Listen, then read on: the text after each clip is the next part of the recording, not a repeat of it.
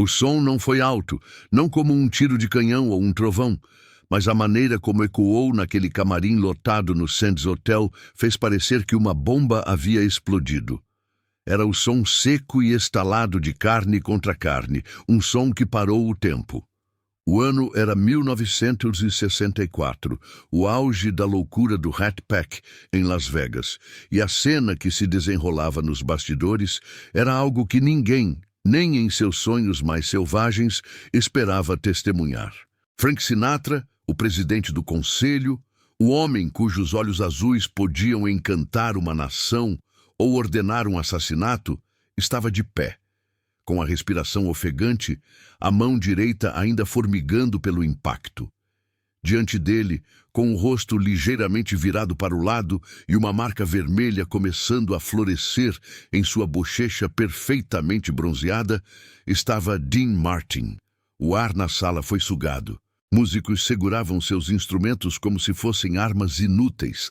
Garotas do show pararam de rir instantaneamente e os assessores, aqueles parasitas profissionais que viviam das migalhas da fama alheia, desejavam poder desaparecer nas paredes. Todos esperavam o revide, todos esperavam o caos. Afinal, você não bate no King of Cool e sai andando, mas o que aconteceu a seguir não foi uma briga, foi algo muito mais devastador. Foi uma aula magistral sobre poder, controle e a diferença entre um homem que precisa gritar para ser ouvido e um homem cujo silêncio ruge mais alto que qualquer leão. Para entender a gravidade daquele tapa, é preciso entender a dinâmica volátil que sustentava o Rat Pack. Para o mundo exterior, eles eram irmãos de sangue, unidos pelo álcool, mulheres e um talento sobrenatural para o entretenimento. Mas nos bastidores, a relação entre Frank e Dean era uma corda bamba esticada sobre um abismo de egos.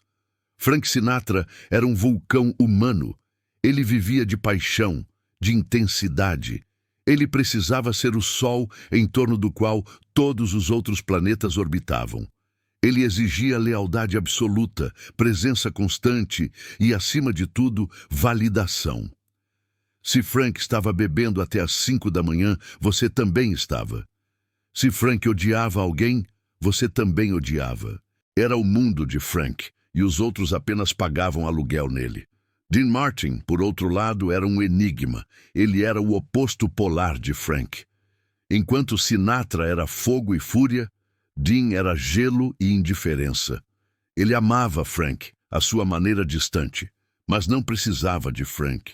E isso era algo que Sinatra, no fundo de sua alma insegura, nunca conseguiu aceitar totalmente. Dean não se importava com a fama, não se importava com o poder, e certamente não se importava com as regras arbitrárias que Frank tentava impor. Dean queria fazer seu show, tomar seu J&B, contar algumas piadas e depois ir para casa assistir a reprises de faroestes na televisão. Ele era um homem que valorizava sua paz acima de qualquer aliança. Ele era, como muitos diziam, um hóspede em sua própria vida, feliz em apenas observar o caos, sem nunca se deixar envolver por ele. Essa desconexão, essa capacidade de Dean de simplesmente não se importar, era o combustível que alimentava as piores inseguranças de Sinatra. Naquela noite específica, a tensão nos bastidores do Sands estava palpável. Eles haviam acabado de fazer 2 shows seguidos. A energia estava alta, o álcool fluía livremente e Frank estava em um daqueles seus humores maníacos. Ele havia organizado uma festa pós-show em sua suíte, uma daquelas reuniões lendárias onde grandes apostadores, mafiosos de Chicago e estrelas de cinema se misturavam. Para Frank, a presença de todo o Rat Pack era obrigatória. Era uma demonstração de força, uma prova de que ele ainda comandava o espetáculo. Mas Dean tinha outros planos. Ele estava cansado. Ele havia passado a semana inteira filmando um filme durante o dia e fazendo shows à noite. Ele queria sua cama, seu sanduíche de mortadela e silêncio. Quando Frank entrou no camarim de Dean, parecendo um furacão movido a Jack Daniels, Ele encontrou Dean já vestido com suas roupas civis, pronto para sair pela porta dos fundos. A visão de Dean se preparando para abandonar o navio foi o estopim. Frank começou a discursar. Ele falou sobre ingratidão, sobre como eles eram uma família, sobre como Dean devia tudo a ele. O volume da voz de Frank aumentava a cada frase, atraindo uma multidão para a porta aberta do camarim. Pessoas se aglomeravam no corredor, sentindo o cheiro de sangue. Dean, fiel ao seu estilo, mal reagiu. Ele continuou a arrumar suas abotoaduras, olhando para Frank pelo espelho com uma expressão de leve tédio. "Frank", ele disse, com aquela voz arrastada e calma que era sua marca registrada. "Eu já fiz meu trabalho. Cantei as músicas, contei as piadas. Agora vou para casa. Divirta-se com seus amigos." A calma de Dean era como gasolina no fogo da raiva de Sinatra. Para Frank, aquela indiferença era o maior insulto possível. Significava que as birras dele, seu poder, sua influência, não significavam absolutamente nada para o homem que ele considerava seu braço direito. Frank cruzou o quarto em 3 passos largos, invadindo o espaço pessoal de Dean. Ele agarrou a lapela do paletó de Dean, puxando-o para perto, seus narizes quase se tocando. O cheiro forte de uísque e colônia cara emanava de Frank. "Você não vai a lugar nenhum, seu filho da puta ingrato!" Frank sibilou, os olhos injetados de fúria. "Você vai subir lá e vai beber comigo porque eu estou mandando. Quem você pensa que é para me dizer não?" Dean não recuou.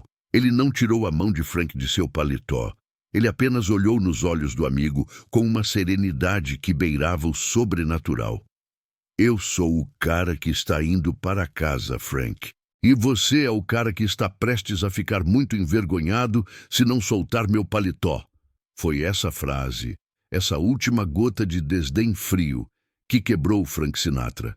A lógica, a amizade, tudo foi substituído por um impulso cego de ferir, de provocar uma reação, qualquer reação, que provasse que Dean Martin era humano e podia ser atingido. E então aconteceu. O braço direito de Frank se moveu num borrão. Não foi um soco de punho fechado. Foi um tapa de mão aberta, um gesto desenhado para humilhar mais do que para machucar fisicamente. O som do impacto cortou o ar viciado do camarim.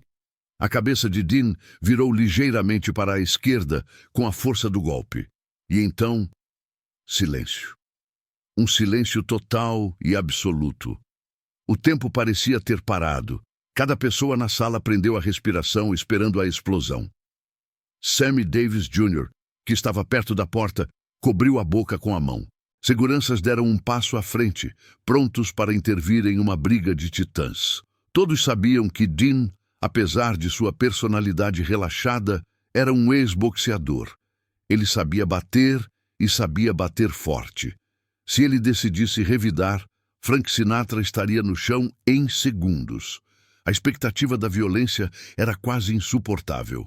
Frank estava parado lá, o peito arfando, a mão ainda erguida ligeiramente, esperando o contra-ataque, esperando a raiva que justificaria a sua própria. Mas a raiva nunca veio. Dean Martin não se moveu para atacar, ele não gritou, ele não xingou. Lentamente, deliberadamente, ele levantou a mão direita, mas não foi para formar um punho. Ele levou a mão à bochecha atingida, não para esfregar a dor, mas para verificar se o tapa havia desalinhado seu maxilar. Ele moveu o queixo de um lado para o outro, testando. Em seguida, com a mesma calma de quem escolhe um par de sapatos, ele levou a mão ao cabelo. Ele passou os dedos pelos fios escuros e impecavelmente penteados, garantindo que o golpe de Frank não tivesse bagunçado seu visual. O gesto foi tão casual, tão desprovido de medo ou fúria, que foi devastador. Ele reduziu o ato violento de Frank a nada mais do que um inconveniente menor, como um mosquito que precisava ser espantado. Então, Dean se virou lentamente para encarar Frank novamente. Ele olhou para o homem que era considerado a força mais poderosa do entretenimento, o homem que fazia mafiosos tremerem e não viu nada que o impressionasse. O olhar de Dean não continha ódio, era pior, continha pena. Uma pena profunda e exausta, como um pai olhando para uma criança mimada que acabou de quebrar seu brinquedo favorito em um acesso de raiva. O silêncio na sala se arrastava, tornando-se pesado, sufocante. Frank Sinatra, o grande leão, começou a encolher sob aquele olhar. A adrenalina estava passando, substituída por uma onda fria de vergonha. Ele percebeu tarde demais o que havia feito. Ele havia cruzado uma linha que nunca poderia ser descruzada. Finalmente Dean falou. Sua voz estava no mesmo tom de sempre, nem um decibel mais alto, nem um tom mais agressivo. Foi a voz de um homem que estava completamente no controle de si mesmo e da situação. "Terminou, Francis?" Dean perguntou, usando o nome de batismo de Sinatra, o que adicionou uma camada extra de formalidade gélida. "Porque eu realmente não tenho tempo para isso. Tenho um sanduíche me esperando." A frase pairou no ar. Não houve ameaça, não houve "você vai pagar por isso." Apenas uma rejeição total da importância do que Frank acabara de fazer. Dean então se virou de costas para Sinatra. Ele pegou seu casaco de cachemir, que estava sobre uma cadeira, vestiu-o com calma, pegou seu maço de cigarros e seu isqueiro. Ele não olhou para trás. Ele caminhou em direção à porta, e a multidão que se aglomerava lá se abriu como o mar vermelho para deixá-lo passar. Ninguém ousou dizer uma palavra. Ninguém ousou olhar para Frank. Dean Martin saiu do Sands Hotel naquela noite sozinho. Pegou seu carro e foi para casa. Ele não ligou para os jornais. Ele não reclamou com a gerência. Ele simplesmente foi embora. No camarim, Frank Sinatra ficou sozinho no centro do palco, que ele mesmo havia criado. O silêncio que Dean deixou para trás era ensurdecedor. Era um silêncio que dizia mais do que qualquer grito, qualquer soco, qualquer ameaça. Dizia que Frank Sinatra, com todo o seu poder, sua fúria e sua necessidade desesperada de controle, não tinha absolutamente nenhum poder sobre Dean Martin. Aquele tapa não foi uma demonstração de força de Frank. Foi uma confissão de fraqueza. Foi o momento em que o mundo viu que o homem mais durão de Vegas era, no fundo, um garotinho assustado que não suportava ser ignorado. A relação entre eles nunca mais foi a mesma depois daquela noite. Eles continuaram a trabalhar juntos, continuaram a sorrir para as câmeras, mas algo havia se quebrado fundamentalmente. A ilusão da irmandade inquebrável do Rat Pack havia sofrido uma fissura irreparável. Frank sabia que Dean havia vencido aquela batalha sem levantar um dedo. Ele venceu ao se recusar a jogar o jogo de Frank. A história daquele tapa foi sussurrada pelos corredores de Vegas por décadas. Tornou-se parte da mitologia de Dean Martin, o teste definitivo de sua lendária frieza. Muitos homens podem revidar um soco. É um instinto animal. Mas é preciso um tipo muito raro de homem. Um homem com uma autoconfiança inabalável, para receber um golpe no rosto, arrumar o cabelo e ir embora comer um sanduíche, deixando o agressor afogado em seu próprio silêncio humilhante. Naquela noite, Frank Sinatra usou a violência, mas Dean Martin usou o poder. E todos na sala souberam quem realmente ganhou a briga.